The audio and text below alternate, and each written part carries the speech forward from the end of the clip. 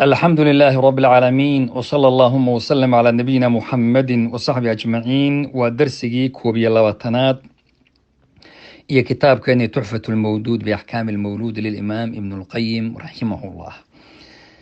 sidaan hore ku sheegnay kitaabku masaa'il fiqi ah buu ka hadlayaa. Marka masaa-isha fiqiga waxaa laga yaabaa aqwaasheedan inta badan soo guurinaa, laakiin ma aha kitaabku dee meel anagu qaab tarbiyaynu u aqrinaynaa ee qaabkii fiqiga iyo insha allahu tacaala wixii masaa-ila waa loogu sii noqon karaa. qofku wixii uu shaki ka galana insha allahu tacaala kitaabka markaan dhammayno intuu diyaarsado su-aalihiisa sii urursado ayaa markuu gebageba yahay baynu ka samayn karnaa hal fadhi ama laba fadhi ama saddex waxay noqotaba su-aalihiina waad ila soo wadaagi doontaan insha allahu tacaala. baaraka allahu fiikum.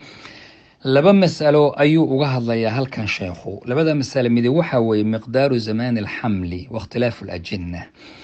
meeqa ayuu ilmuhu ku jiraa caloosha? marka taas ilmuhu meequu ku jiray say u kala duwan yihiin. aqwaasha inta ugu yani waqtiga ugu yaro ilmuhu uu ku jiri kara caloosha waxay yidhaahdaan ahlu cilmigu waa 6 bilood. waxaana laga qaadanayaa aayaddii walwaalidaatu yurdicna awlaadahuna xawlayni kaamilayni. halkaa waxaa ka muuqata 2 sano oo dhammaystiran in la nuujin kara ilmaha. 2 sano marka waa 24 bilood. aayad kalaa jirto wa xamluhu fisaalu 30 shahran cabiraysa ilmaha intuu caloosha ku jiro iyo intaan uu naaska nuugayo ama jaqayo waxay isku tahay 30 bilood. marka 30 bilood haddii laga jiro 24 bilood oo intii uu nuugayo awal waalidaatu yurducna awlaadun xawlayni kaamilayni 2 sano laga jaro waxaa soo haraya 6 bilood. 6daa bilood waxay noqonayaan waqtiga ugu yar oo ilmuhu uu caloosha ku jiri karo. marka waqtiga ugu badan uu ku jiri karabaa marka su-aali ka timid. qolyaha qaar waxay yidhaahdeen 2 sano ayuu ku jiri karaa, qolyana waxay yidhaahdeen wuu ka badan yahay, qolyo wuu ka yaraan karaa. inta ugu badan laakiin waa 9 bilood inuu ku jiro. ama masalada ku saabsan meequu ku jirayaa si dhaba haddii la yidhaahdo aayadda fi suurati racdi 8 baa waxay cabiri allahu yaclamu maa taxmilu kullu untha wamaa tagiidu alarxaam wamaa tasdaad wakullu shayin cindahu bimiqdaar. aayaddaa waxay faa-iideyneysaa ilaahay baa og waxa caloosha ku jira, yacni inuu daahayo iyo inuu soo degdegayo waa umuur rabbi subxaanahu watacaala gacantiisa ku jirto oo qofna uusan wax kale ka garanaynin.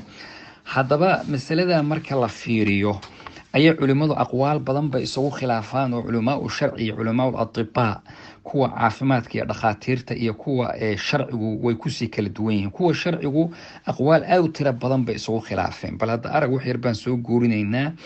qolyaha qaar waxay yidhahdeen 9 bilood weeye. waa madhabka daahiriyada qolada la yidhahdo ibnu xasmi adhaahiri iyo daawud adhaahiri iyo madhab la yidhahdo daahiri baa jiro iyagu nusuusta ictimaado un ka dhex bixin. marka qoladaasi waxay qabaan 9 bilood buu ilmuhu ku jiri karaa caloosha. qolyo kale waxay dhahan sanuu ku jiri karaa. sheekh la yidhahdo ibnu rushdi oo nin caalima xagga fiqiga oo gaar ahaan 4 madaahib almuqaarana oo kale looga dambeeyo jaamacaadka lagu dhigo iyo keyrkood waxay yidhahdeen iyaguna sanuu ku jiri karaa. xanafiyadu madhabkaasi waxay yidhaahdeen 2 sano ku jiri karaa. 3 sano waxaa yidhi alleyth ibnu sacad nin sheekha oo caalim aha isaguna saasuu yidhi 4 sano buu ilmuhu caloosha ku jiri karaa. waxaa yidhi imaamu shaafici iyo xanaabilada saasay qabaan, shaaficiyaduna saasay qabaan. qowl maalikna saasaa laga soo guuriyay 5 sano. waxaa yidhi riwaayo imaamu maalik uu qababaa 5 sano ku jiri karaa dhahay. 6 sano imaamu zuhri iyo riwaayo kale oo maalig leeyahay 6 sano ay dhihi karaan iyaguna leeyihiin. 7 sano waxaa yidhi azuhri iyo maalig, waxaan fili halkaasaan ku laba celiyey. 7 sano waxaa yidhi isaguna 8 sanona waxaa qaba rabiicatu ra'yi ninka caalimka abu isaguna saasuu leeyahay.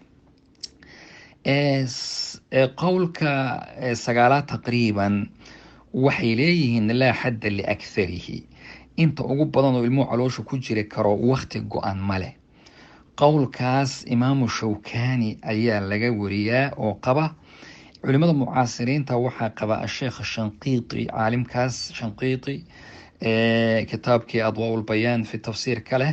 ibnu baaz sheekh cabdilcaziz ibnu baaz saasuu qaba. ibnu cuthaymiin maxamed saalix ibnu cuthaymiin sidaasuu qaba. ayib oo iyagu waxay leeyihiin wakti ugu yar iyo wakti macnaha wakti ugu badan. Waktiga ugu yar markaa iskumay khilaafsan inuu 6 bilood uu yahay, walow atibadu ay taa uga duwan yihiin oo adduunka hadda maanta la arkay ilmo 5 bilood jira oo intii lasoo caloosha laga soo saara dhala lagu korinayay iyo mathalan, laakiin iyagu waxay leeyihiin 6 bilood baa ugu yar. walacalla inay dhalada xukumka dee un siinayaan maadaama oo meel gaara lagu sii korinayo ay tahay. laakiin atibada nimanka dhakhaatiirtii iyagu 3 qowl unbay isagu khilaafeen, bal u fiirso way ka duwan yihiin.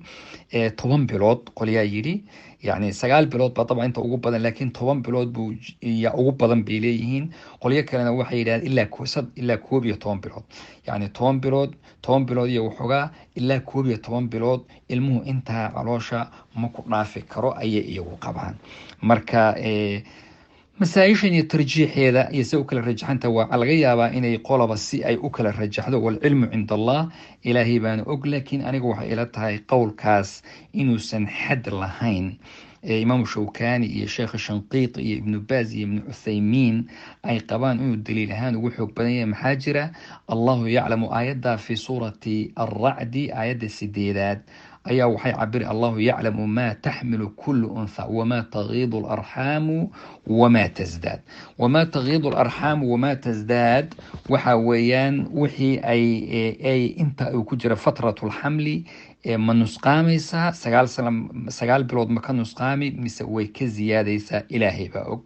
marka binu aadamka qaar